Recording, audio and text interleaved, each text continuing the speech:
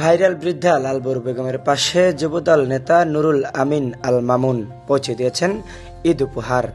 সামাজিক যোগাযোগ মাধ্যমে ভাইরাল হওয়া চরলাউকাঠি গ্রামের বৃদ্ধা লালবুরু বেগমের পাশে দাঁড়ালেন সদর উপজেলা যুবদলের ভারপ্রাপ্ত আহ্বায়ক নুরুল আমিন আল মামুন।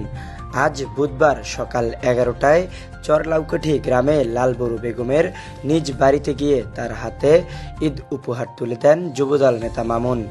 উপহারের মধ্যে চাল, ডাল, কাপড়, মাছ, মাংস, আমসহ মোট 20 ধরনের ঈদ সামগ্রী বিতরণ করা হয়। এ সময় স্থানীয় ইউনিয়ন যুবদলের নেতৃবৃন্দ উপস্থিত ছিলেন।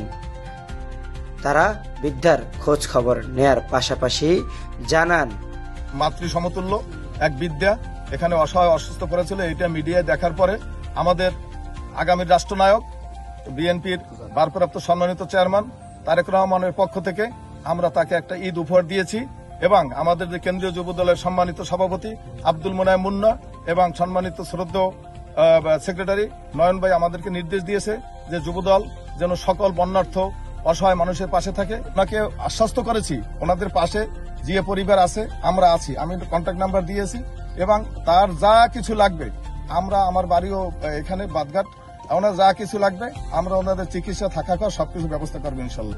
ডাল চাউল দিছে, ডাল দিছে, তেল দিছে, আম দিছে, মুড়ি দিছে, কাপড় দিছে, মাছ দিছে, তেল দিছে। আমাকে এই পাইছি আমরা খুশি।